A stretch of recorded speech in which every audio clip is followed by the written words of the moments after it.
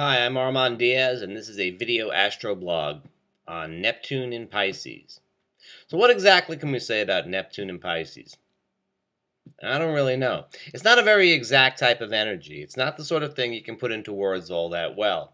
Neptune and Pisces, they really kind of go together. Neptune is at home in Pisces. It's his home sign, god of the seas and the sign of the fish. It makes a lot of sense. But it's a very intuitive type of sign. It's a sign that is about feeling your way along much more than it is about knowing. We like in our society, we like to hold on to things and put them in a box and say this is what it's about. Neptune and Pisces isn't so easy to do that with. There are a couple of things that we can say though. For one thing, it is a very spiritual sign, but we have to back off for a second and say, what do we mean by spiritual? Well, spiritual can be a lot of things. Basically, though, I think Neptune in Pisces is giving us that sense of the biggest possible picture. And I think that's the most important thing that we'll get out of it in terms of spirituality. It's moving to a bigger perspective, a higher perspective, or maybe a lower perspective, but seeing it as a big perspective. Neptune in Pisces is a bit of a fisheye mirror. See, fish, Pisces. A magnifying glass that will make anything that you look at very big. When Neptune was in Pisces back in the 19th century, Karl Marx wrote the Communist Manifesto and Darwin wrote The Origin of Species. Those were very material books about the physical world, but they managed to make the physical world into a kind of spiritual event. Marx certainly took materialism as being the basis for reality. And even though there was a great deal of Neptunian or Piscean compassion in the Communist Manifesto, the overemphasis on the material wound up being quite a problem.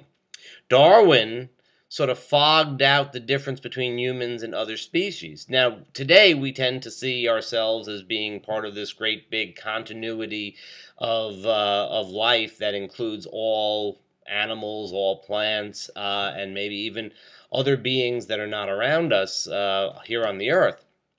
But back in the day, humans were the special case, and all the other animals and all the other living things were seen as being very separate, and Darwin sort of fogged the line between those and us, and that was a very important step, but it was done on a very material level.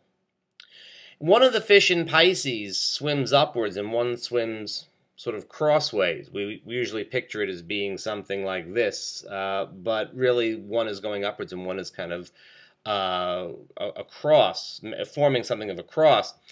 And there's a sort of spiritual upwards movement, and then there's also a kind of material manifestation side of Pisces. So it's not the case that we're going to be exclusively focused on the spiritual.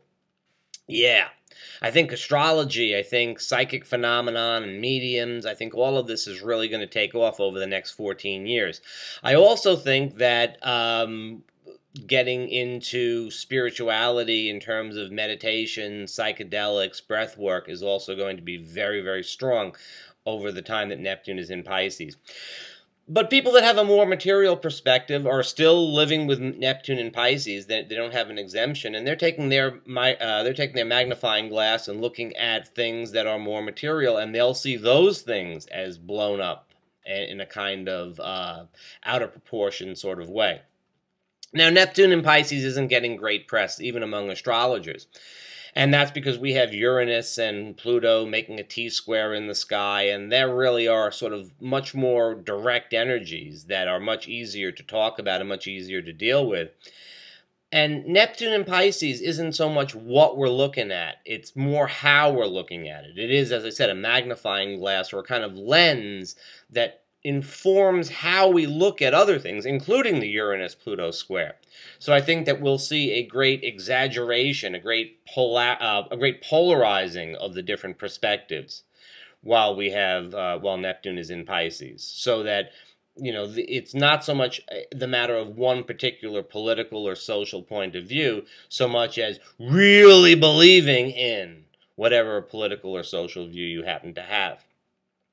But certainly spirituality will be a big part of things, and I think that Reiki may become just as normal as not as any standard medical treatment. We can't expect too much, but we'll start to see the alternative stuff come into medicine. We'll start to see it come into psychology more and more. Certainly it'll be a bigger part of psychology.